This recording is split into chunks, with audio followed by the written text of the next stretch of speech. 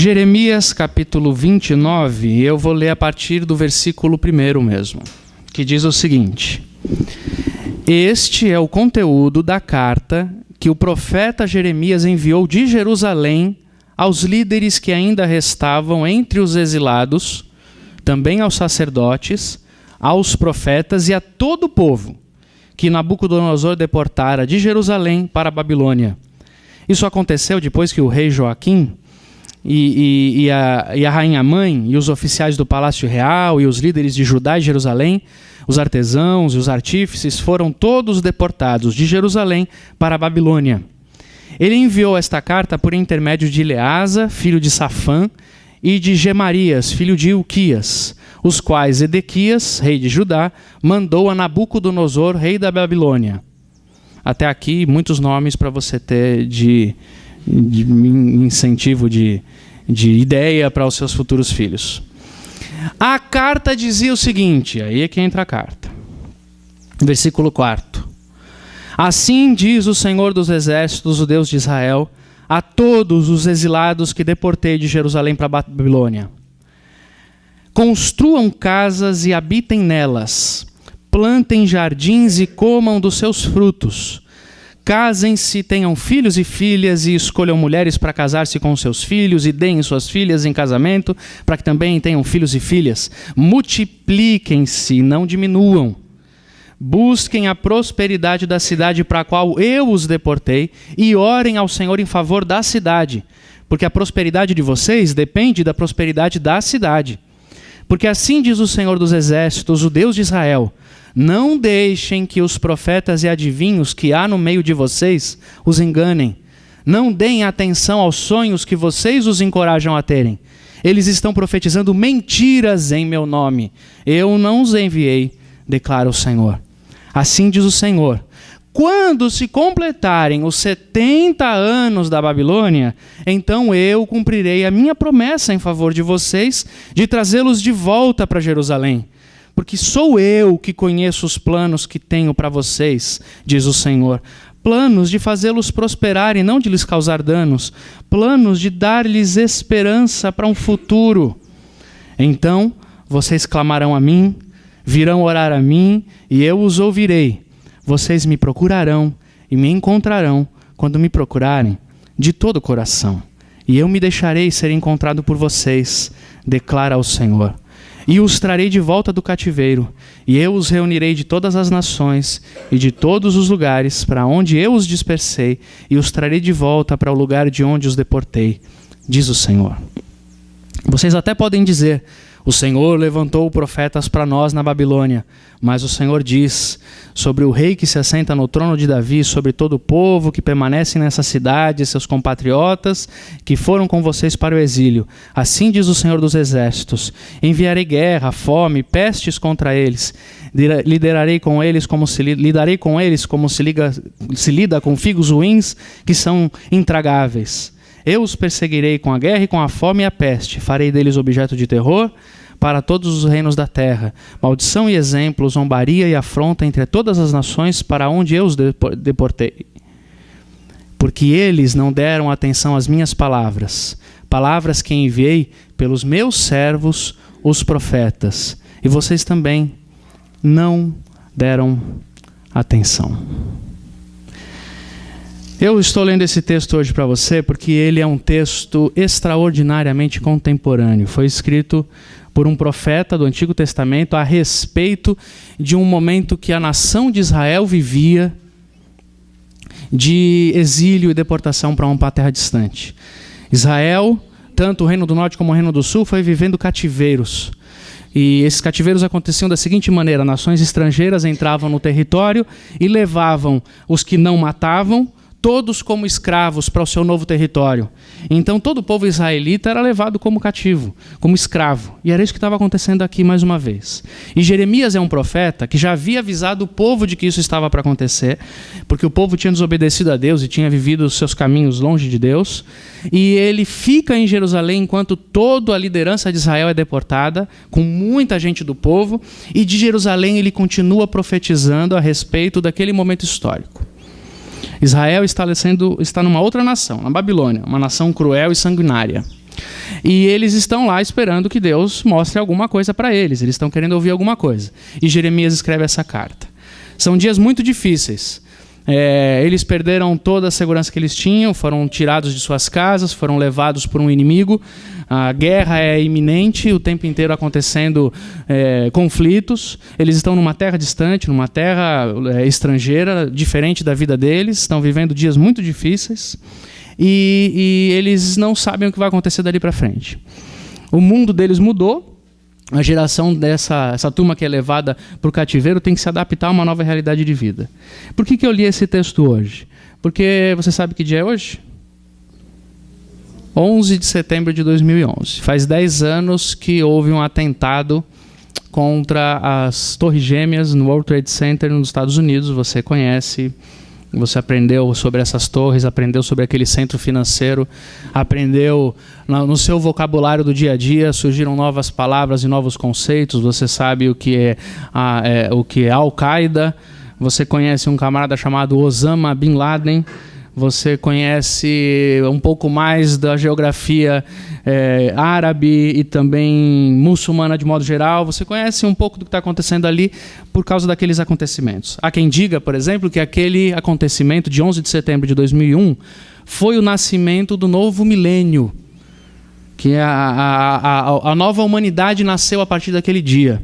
Eu acho aquilo um pouco de exagero nessa perspectiva, mas na verdade, o que acontece é que aquele fato ali, aquele ataque terrorista, ele é um símbolo de uma nova maneira de enxergar a vida, de uma nova construção, de uma nova sociedade. A partir dali, o perigo passou a ser muito mais claro, mais óbvio ao nosso redor. A gente não sabe de onde vem o estrago, mas pode vir a qualquer momento. Você se lembra onde você estava no dia 11 de setembro de 2001?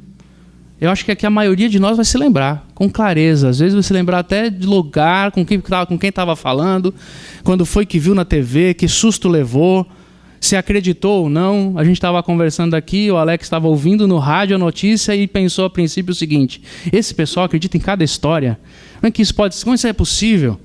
Quem viu a primeira torre caindo naquele dia não acreditou que era um terrorismo. Imaginou a primeira torre caindo, não, a primeira torre pegando fogo. Ninguém sabia o que era, todo mundo a princípio achou que era um incêndio. O que está acontecendo ali? E aí as histórias começaram a aparecer. Foi um avião.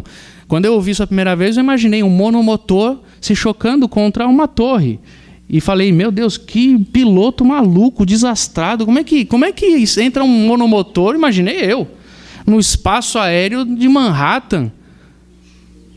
Imaginei eu, um aviãozinho pequeno. E as coisas foram acontecendo ali.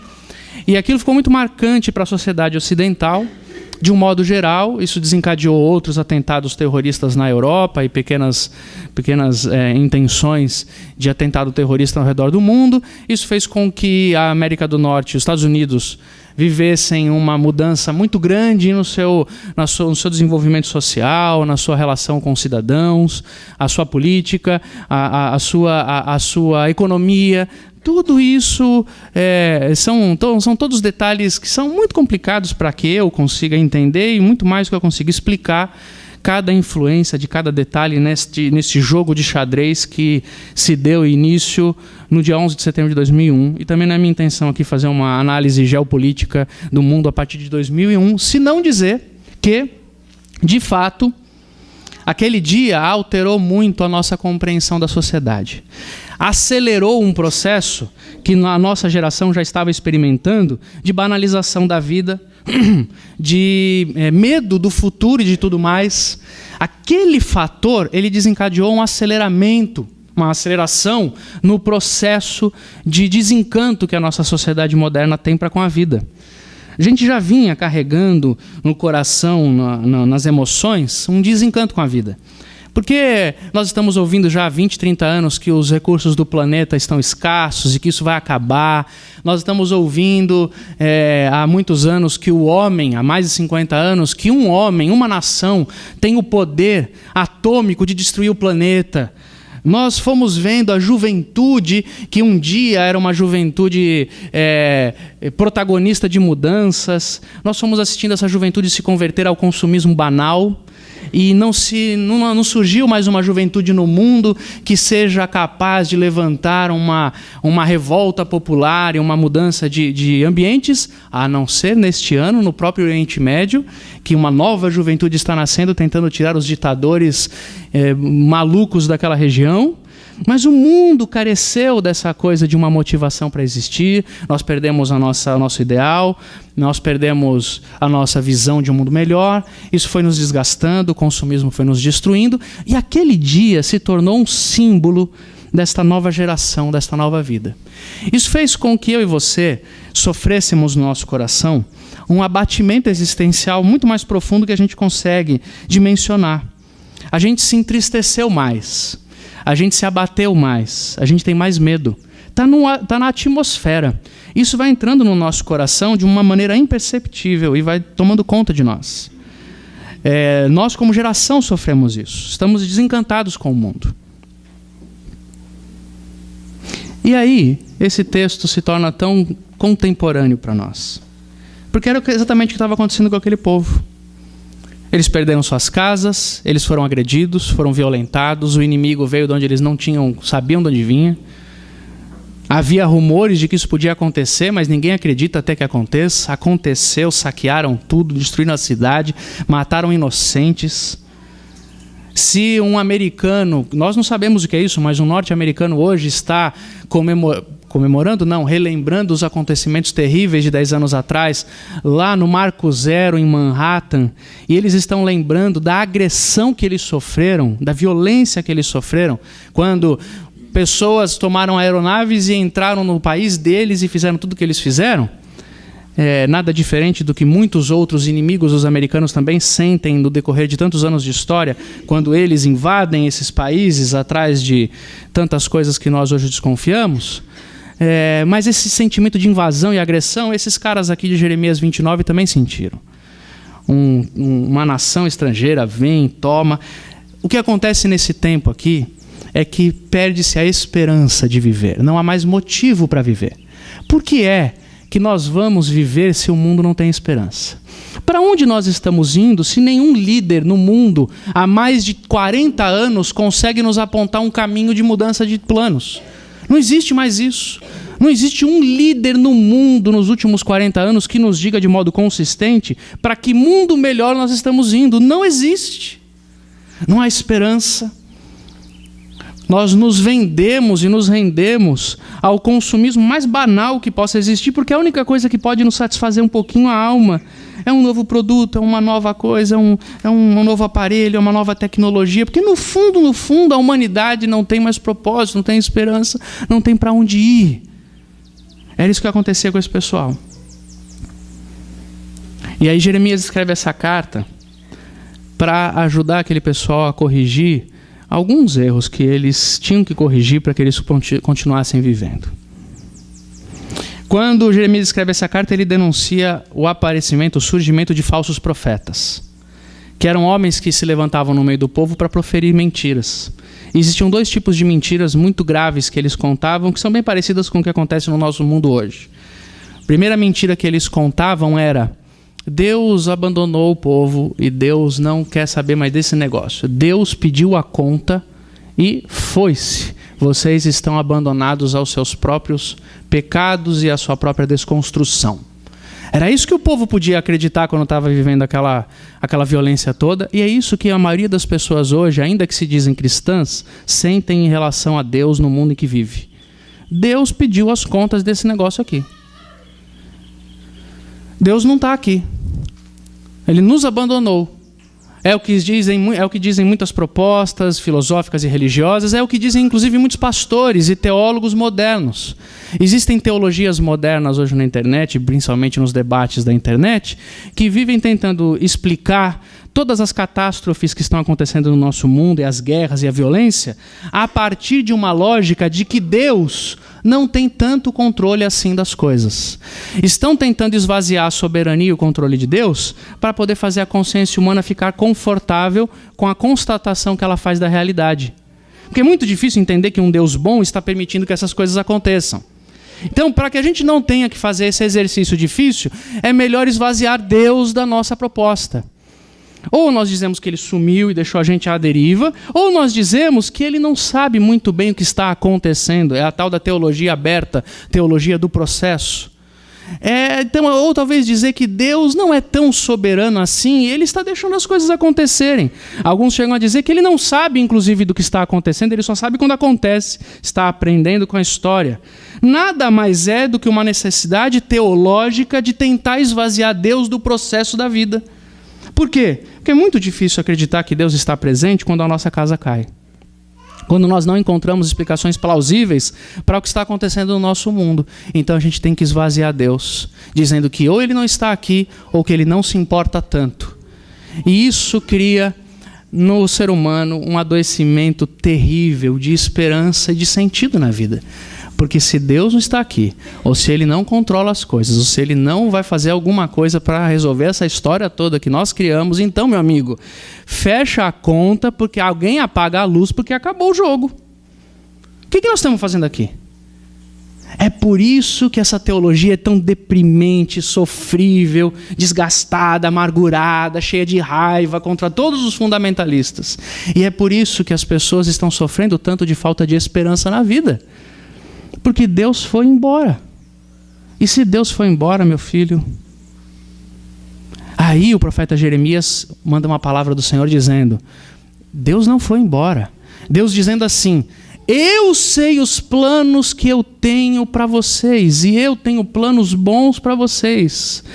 E aí o profeta Jeremias diz, através de Deus diz através do profeta Jeremias o seguinte: daqui a 70 anos, quando se completar o tempo do exílio, eu tirarei vocês daí, eu trarei de vocês de volta. Ainda há esperança, eu vou intervir. Eu vou intervir. Eu não abandonei vocês. O problema foi que nós perdemos de vista as Escrituras e o Evangelho. Fazendo uma ponte para os nossos dias, quando nós temos essas crises sobre a distância de Deus, a ausência de Deus, a gente tem que lembrar das coisas que Jesus falava. Jesus falou que nos nossos tempos, desde que ele inaugurou o reino até a volta dele, nós iríamos sofrer com guerras, rumores de guerras, dificuldades, sofrimento, destruição, perseguição, cataclismas, catástrofes, tudo ia acontecer. Ele disse mais, ele disse assim: no mundo vocês vão ter aflições. Ele orou a Deus por nós e pelos seus discípulos imediatos da seguinte maneira: Pai, eu peço que o Senhor não os tire do mundo, mas os livre do mal. Jesus orou isso, falou sobre isso, explicou isso para nós e disse para nós o seguinte: eu estarei com vocês todos os dias até a consumação da história, até o fim. É um paralelo metafórico. Se para Jeremias a profecia durava 70 anos, para nós a profecia dura até o fim. Até o fim ele vai estar conosco e no fim ele vai restaurar todas as coisas. Ele vai fazer novos céus e nova terra, ele vai restaurar o mundo, ele vai ter uma nova ordem, as pessoas serão novas, o mundo será novo, a existência será nova, nós viveremos com ele eternamente, nos alegrando na presença dele, onde não haverá mais choro, nem ranger de dentes, não haverá tristeza. E ou essa esperança nos anima e nos dá um destino na vida, ou nós estamos perdidos e lascados, porque se Jesus não vai voltar para cá, para nos levar para ele, e não vai restaurar tudo, então, meu amigo, pega uma corda e se enforca. Porque o Paulo falou isso, o apóstolo. Se Jesus não ressuscitou, e se nós também não vamos ressuscitar, e se essa história não tem um fim, e se Jesus não vem depois do fim para um novo começo, então você e eu somos os mais infelizes de todos os homens. Porque seríamos, além de seres sofridos, seres ingênuos, enganados e burros, acreditando numa promessa mentirosa. Existe uma promessa. A gente precisa viver de esperança e não viver de soluções. A vida vai ser difícil mesmo. Essas coisas que estão acontecendo vão acontecer com maior intensidade daqui para frente. O mundo será cada vez mais hostil, as pessoas serão cada vez menos esperançosas, os crimes serão cada vez mais constantes. É isso que vai acontecer. Jesus falou que ia acontecer. A que Deus nós estamos seguindo? Que profeta nós estamos ouvindo? Deus está falando, não acredite nos profetas da fuga da esperança. Não acredite nos profetas que dizem que eu não estou aqui. Não acredite nos profetas que dizem que esta vida é tudo o que se tem. Não acredite nisso. Eu e você precisamos da esperança do Evangelho que diz que o mundo não acaba aqui. Que nem tudo que está aqui é tudo que existe. Que nós temos mais, que a vida é para depois, que Deus pode ressuscitar sempre, a cada um e a todos nós, e um dia nos ressuscitará a todos, e vai fazer novas coisas, nova terra, novo mundo, que o fim da história não é o bombardeio do 11 de setembro, e nem um novo bombardeio que apareça. O fim da história é Jesus buscando a sua igreja e o seu povo. Amém. Se não for essa a sua esperança, você está lascado. Sua esperança não vai ser sua casa própria, suas férias garantidas no final do ano. Sua esperança não vai ser sua aposentadoria privada, nem do INSS. A sua esperança não vai ser o novo romance que você tem. A sua esperança não vai ser um novo pacote de medidas que faz com que o Brasil e os países emergentes estejam em ascensão, enquanto o restante do mundo, o primeiro mundo, sofre os baques econômicos, e você olha para isso e fala, estou bem. Eu achei muito curiosa ontem uma reportagem de uma brasileira que estava trabalhando no dia 11 de setembro de 2001, muito próximo dos ataques, e que disse que está voltando para o Brasil agora, sorridente e feliz da vida, falando, eu estou bem, os americanos se danaram, mas eu estou muito bem, estou voltando para o Brasil porque o Brasil é o lugar bom agora. E ela dizendo assim, como a gente brinca aqui, o sonho americano acabou, agora o que vai nascer é o sonho brasileiro. E está muito bem, nós estamos voltando, e ela está feliz da vida. E eu achei aquilo tão contrastante, tão ofensivo, tão mesquinho, tão ordinário, que é assim mesmo. Que se dane o resto do mundo que está se arrebentando, o Brasil está crescendo, isso é o que importa, você vai ganhar mais dinheiro daqui para frente, seu trabalho vai melhorar, você vai fazer mais financiamento, você vai comprar mais casa. Se você quiser comprar um apartamento em Sorocaba hoje, você paga o mesmo preço do que uma mansão em Miami, você sabia disso? Fica a dica aí, se você quiser investir, invista em Miami. Lá o mercado está ruim, aqui está bom, que bom, então é isso que importa. Se a sua esperança na vida for essa, meu amigo, se uma nação como os Estados Unidos está sofrendo um baque econômico como aquele, nós, tupiniquim, povo corrupto, safado e sem vergonha, você e eu, quando a bolha estourar na nossa cara. Põe sua esperança nesse mundo aí. O que Jesus está falando, o que o profeta falou no Antigo Testamento é, não coloque a sua esperança em falsos profetas.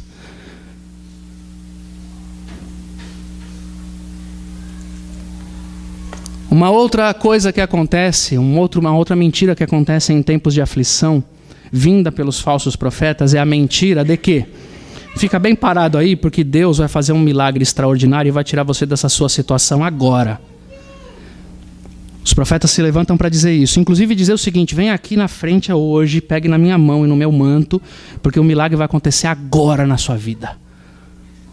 Porque vou trazer aqui o irmão que antes era um empregado falido e devia 100 mil, e agora, porque veio para a minha igreja, se tornou empresário, tem 10 carros, 5 empresas. Venha, porque Deus vai fazer um milagre extraordinário na sua vida agora. Seu problema vai todo ser acabado. Depressão, nunca mais. Enfermidade, sai daqui. Problemas no casamento, eu vou orar agora e vai acabar tudo. E esses caras são os profetas que Deus está falando assim. Vocês, o povo, estão incentivando esses profetas a pregarem essa mentira que vocês querem ouvir. Porque vocês são tão tolinhos e gostam de ouvir essas mentiras de que tudo vem como um milagre sobrenatural para que você saia da situação em que você está. Na hora em que a casa cai, é assim que a gente faz. Deus faz agora, Deus intervém agora, muda tudo agora. E aí esses profetas que ouviram você e eu sonhando em voz alta essas coisas, estão nos alimentando com essa mentira e dizendo, vem para a minha igreja que acontece, vem para a minha igreja que acontece. Vai acontecer agora, vai acontecer na terça do milagre, vai acontecer na quarta do poder, vai acontecer na quinta das maravilhas, vai acontecer na tenda do poder operador do Senhor, vai acontecer na igreja mundial, na igreja universal, na igreja... Eu vou montar a igreja planetária, melhor, a igreja universal já tem, ficou difícil. Intergaláctica.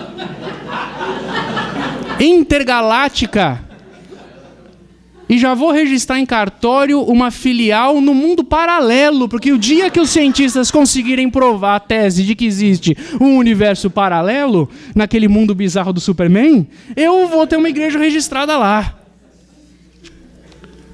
E esses caras ficam falando isso pra gente.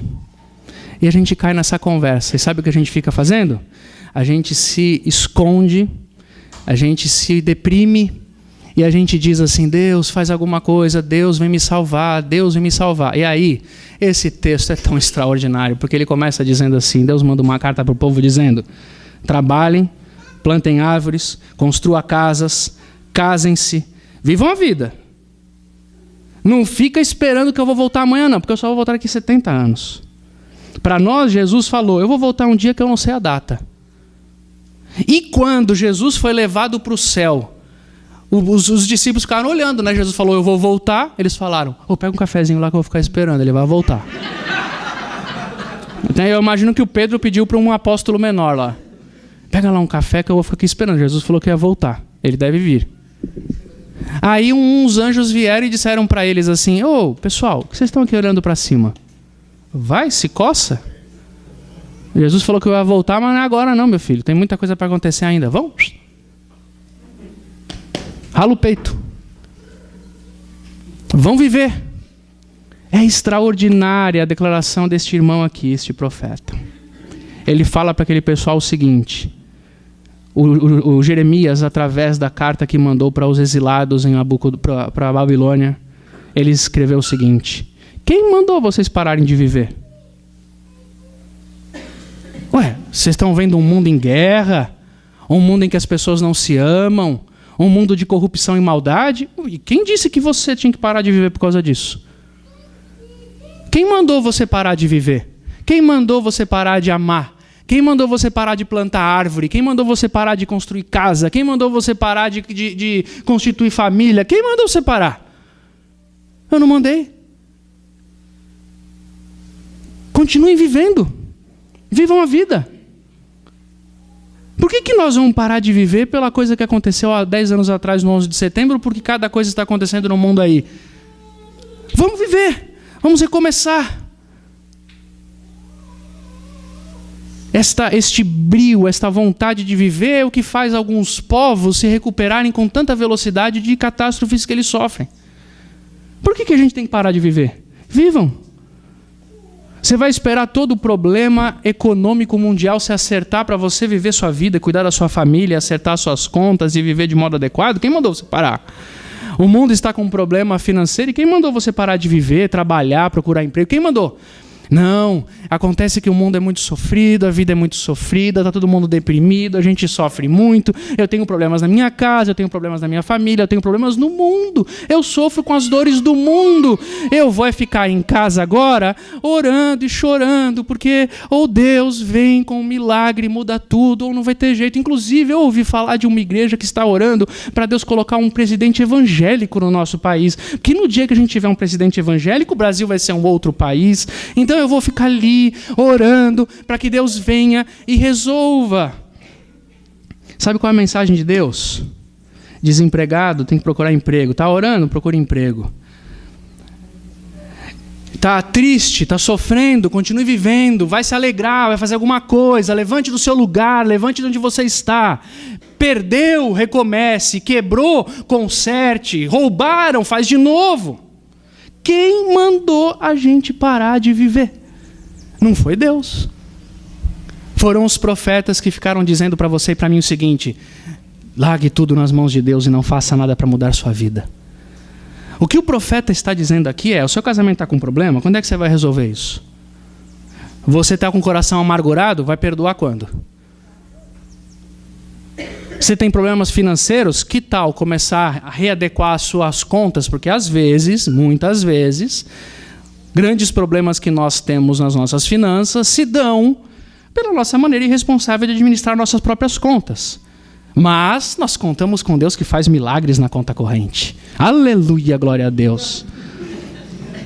O que o profeta está dizendo aqui é o seguinte: amigão, o mundo está difícil, não está? Tá muito difícil. Eu não desisti de vocês, mas vai demorar um pouco para voltar. Agora, a sua vida é um problema seu. A gente não gosta de ver essas coisas de Deus. Pensou Jesus, você orando assim, Jesus, resolve minha vida. E Jesus falando, amigão, você para mim é um problema seu. Como diz um amigo meu. Se você precisar de mim, se vira. Como esse mesmo amigo meu também diz, um outro provérbio. De vez em quando a gente precisa levar essas conversas de Deus. Porque há coisas na nossa vida que são impossíveis de serem solucionadas. Para elas, a gente fica esperando por milagre e eles não acontecem sempre. E quando não acontecem, a gente entende, é a vida. Mas para todas as outras existe, não o Mastercard, mas existe você. Você. Você é protagonista da sua história.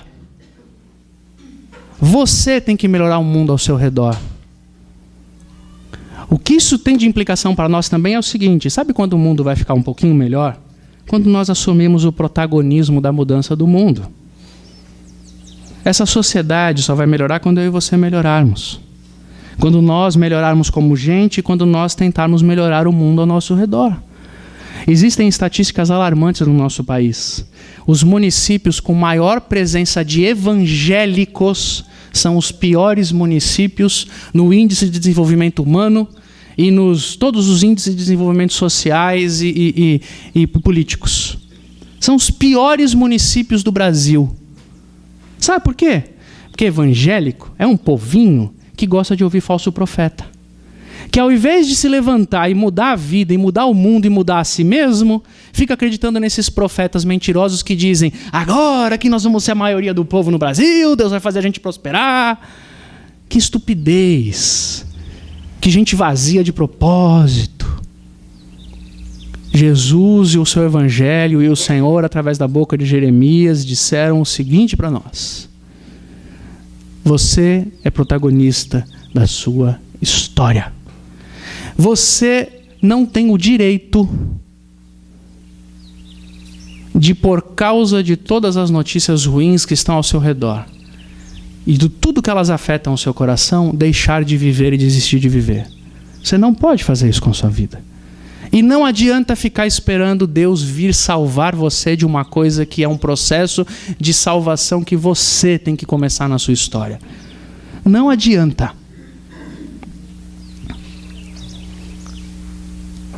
Não adianta.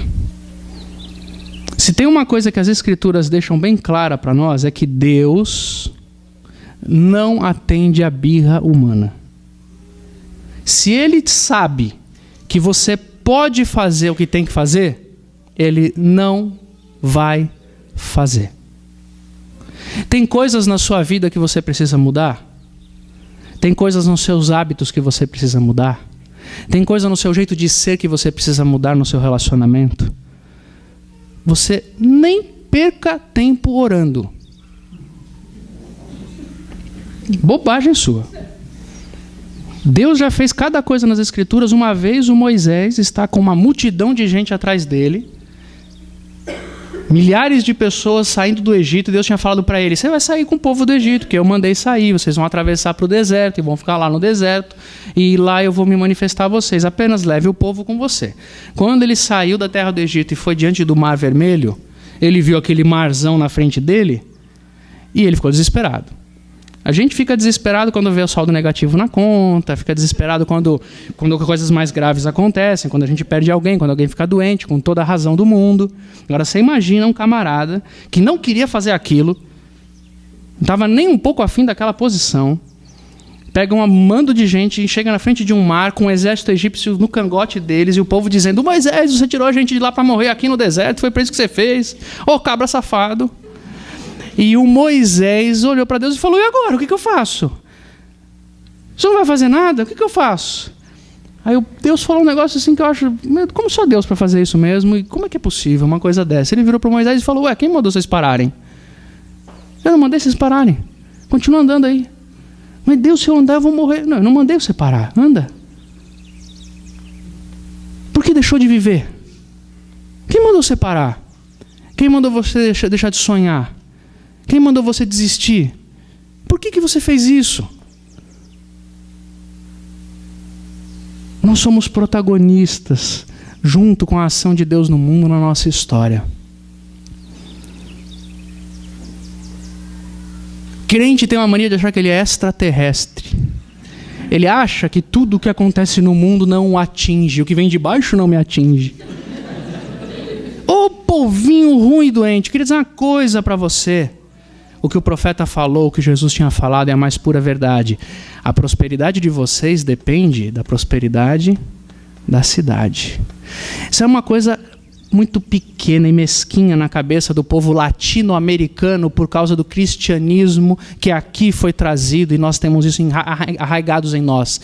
É a ideia de que eu tenho que levar vantagem, que se exploda o resto do mundo, como se estupidamente, eu acredito, não faça parte do resto do mundo. Amigão, o resto do mundo que está aí fora é você. Se aqui fora não melhorar, a tua casa também vai cair. Se essa sociedade não melhorar, o teu mundo também vai cair. Mesmo que você vá na Universal receber a unção espetacular do crescimento astronômico. Não sei ainda como não teve apóstolo, bispo que não inventou o PAC evangélico, programa de... Como é que é? Programa de aceleração do crescimento, não é assim que diz? Não é assim que chama? Olha, eu estou dando tanto jabá hoje para os caras na TV aí. Mas são ideias boas para a gente quando quiser abrir uma igreja nova aí. Uma igreja underground, para ninguém saber, é uma boa maneira aí. O PAC evangélico, o PAC gospel. Gente, o mundo está lá fora esperando que nós nos tornemos protagonistas na nossa história. Então eu queria que você saísse daqui hoje, vivendo nessa geração em que você vive, com todas as peculiaridades dessa geração, que você saísse daqui com a esperança de que Deus não desistiu de nós. Mas saísse também daqui consciente de que enquanto nós estamos aqui e Ele não vem para restaurar todas as coisas, cabe a nós mudarmos e melhorarmos o mundo que nos cerca. Cabe a nós continuarmos vivendo. Queria que você saísse daqui hoje desafiado a recomeçar a sua vida. A gente cantou muito apropriadamente a canção que disse: eu quero voltar ao início de tudo. Por que a gente não pode recomeçar? Não desista de recomeçar das suas coisas. O que precisa de recomeço? O seu relacionamento com pessoas? Por que não recomeça? O que precisa de recomeço? A sua missão na vida? O seu desejo de viver e trabalhar e fazer o mundo melhor? Sabe que todo ser humano, depois que cresce um pouco, ele vive uma bifurcação existencial. Ou ele se torna um cínico, porque a maturidade nos faz ver com mais realismo a vida e nos diz o seguinte: você vai tentar fazer alguma coisa para melhorar o mundo? Você não é mais criança. Você sabe que o mundo não pode se tornar melhor. Esses se tornam cínicos. Ou então você opta pela retroalimentação da esperança. Eu não vou mudar o mundo inteiro, mas eu posso mudar a minha vida, a minha casa, a minha família, a minha igreja, o meu bairro. Eu posso.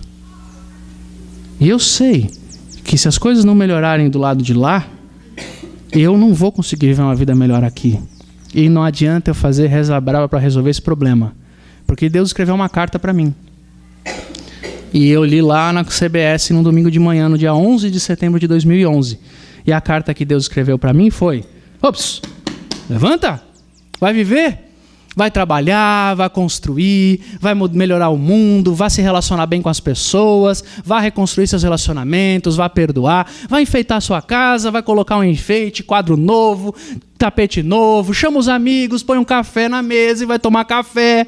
Porque se o mundo acabar amanhã, pelo menos vai acabar me pegando, tomando um bom café na minha mesa com os meus amigos. Porque é isso que importa na vida.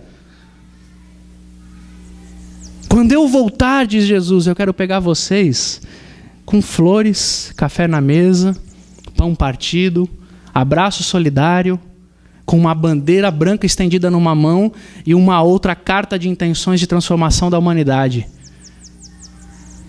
Sabe por quê? Porque eu estou esperando voltar o dono deste tudo que existe aqui. E eu estou do lado dele, não contra ele. Se isso não nos der esperança e não nos fazer viver, nada mais fará. Eu queria que você saísse daqui hoje incentivado a recomeçar o que tiver que recomeçar na sua vida. Amém? Queria que você saísse daqui hoje desafiado a não viver baseado naquilo que te faz sofrer, mas a se levantar e viver naquilo que é possível ainda de se encontrar alegria nesta vida. Porque eu queria dizer uma coisa para você: a sua autocomiseração não muda o mundo, nem o seu coração e nem as pessoas que estão ao seu redor. Para de reclamar da vida, para de reclamar do mundo, para de olhar ver tudo cinza e volte os seus olhos para quem está mudando o mundo, porque Jesus está fazendo isso em cada esquina neste planeta. Você pode achar que o que eu estou falando agora aqui é piegas, simplista, seja o que você quiser. E eu espero que todo mundo que passe por tratamento e por processos terapêuticos entendam que este é o nosso destino. Por mais difícil que esteja o seu coração hoje, mais depressivo que você esteja, o seu destino não é alimentar a depressão. O seu destino é conseguir olhar de novo para o mundo com os olhos de esperança. Se o seu terapeuta não diz isso para você, as favas com ele. Eu não quero profetas dizendo para mim, sofra mesmo, continue sofrendo, porque a sua vida não tem jeito. Que vão as favas, que vão embora. Eu quero os profetas verdadeiros que dizem, a vida é difícil, eu sei que a sua é, mas você ainda pode levantar e continuar a sua vida. Em nome de Jesus. Amém? Que Deus nos enche o coração desta vida. E que a gente siga o nosso caminho. Que seja assim hoje e sempre. Amém. Eu quero fazer uma profecia para você nessa manhã, em nome de Jesus Cristo, e dizer para você o seguinte: Jesus Cristo, nosso Senhor, virá nos buscar. Ou Ele nos encontra quando nós morremos, ou nós o encontramos quando subirmos até Ele de uma maneira extraordinária, épica, que ninguém na humanidade pôde ver até hoje, que nada na humanidade conseguiu reproduzir tal efeito, mas que um dia acontecerá conosco. Ele vem nos buscar, e Ele vai restaurar todas as coisas, Ele vai restaurar o mundo, Ele vai restaurar a terra, Ele vai restaurar o coração humano. O coração humano Ele vai mudar. O meu, o seu. Nós estaremos libertos das nossas confusões, das nossas dúvidas, dos nossos medos, das nossas amarguras, da nossa solidão, da nossa depressão. Ele nos limpará tudo. Ao limpar os nossos olhos, Ele limpará o nosso coração. Nós seremos nova gente. Nós amaremos como Ele ama, nós seremos como Ele é. Nós viveremos com os outros o amor que Ele tem por nós.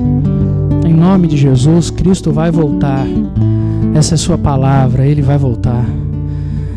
Eu quero fazer uma profecia para você e dizer que Jesus está todos os dias conosco. Ele está entre nós, Ele está por nós, Ele está conosco. E todo mal que nos aconteça no mundo poderia ser muito pior se não fosse a presença dEle. E de tudo Ele está nos protegendo de modo cabal, de modo final. O mal nunca é a última notícia para nós. A última notícia é Jesus. A última notícia é a salvação. Ele disse, eu estou com vocês todos os dias, até o fim, até a consumação. Essa é uma profecia para a sua vida. Em nome de Jesus, aceite isso.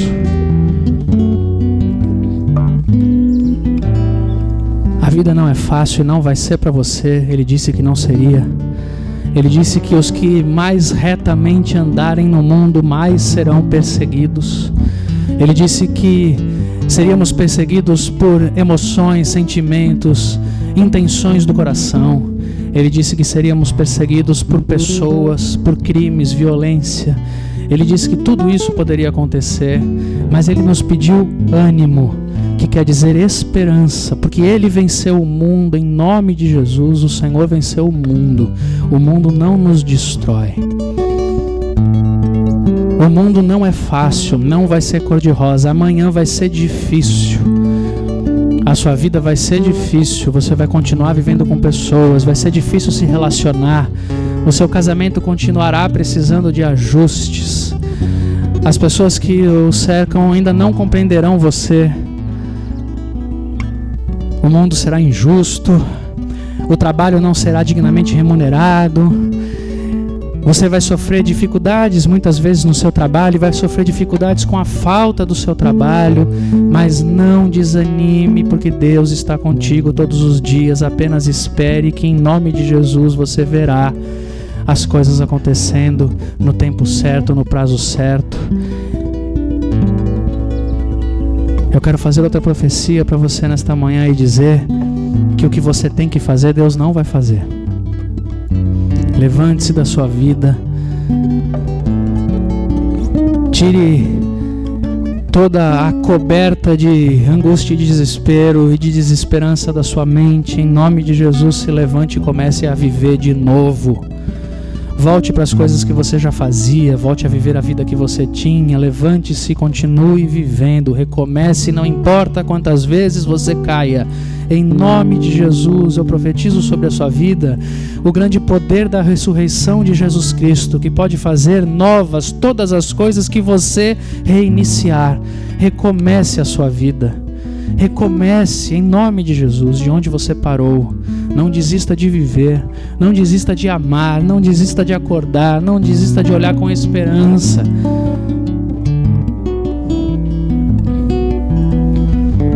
Quero fazer outra profecia para você e dizer que você precisa, e tudo o que você precisa são as mais simples realidades que Deus já te ofereceu. Os afetos na sua família, uma comunidade de amigos, relacionamentos fraternos, solidariedade. Tudo que você precisa é uma mesa com amigos ao seu redor, boas histórias, boas lembranças. Tudo que você precisa é de significado simples na vida, de trabalhar por honra, trabalhar porque é nobre, trabalhar porque você tem que sustentar pessoas. É disso que você precisa e é isso que Deus te deu. Portanto, levante-se, plante árvores, pinte sua casa, coloque uma mesa na varanda, chame os seus amigos para o café, façam ceias sagradas em nome de Jesus na sua casa. Continue vivendo, não desista de viver, não desista de viver, que o mal não te derrube, porque a única maneira do mal nos parar não é o mal que causa em nós, mas é nos fazendo desistir de viver. Então, em nome de Jesus, eu profetizo na sua vida a esperança para que você não desista de viver. Em nome de Jesus Cristo, que seja assim hoje, todos os dias e até quando o nosso Mestre voltar para nos levar para Ele. Enche o nosso coração dessa esperança, meu Pai, eu peço isso em nome de Jesus ao Senhor.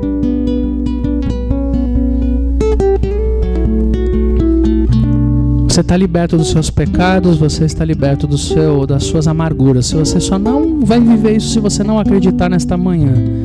Mas eu queria dizer para você que Deus perdoa você dos seus pecados. Se você se arrepende agora, Deus está te perdoando. Recomece a sua vida. Você não é indigno. Você é digno de viver do mesmo jeito. Recomece a sua vida em nome de Jesus. Em nome de Jesus. Eu quero orar, Pai, e pedir ao Senhor pelos casamentos, pelas pessoas que aqui, estando casadas, estão sofrendo tanto, estão se sentindo desamparadas e não estão encontrando motivação para continuarem juntas.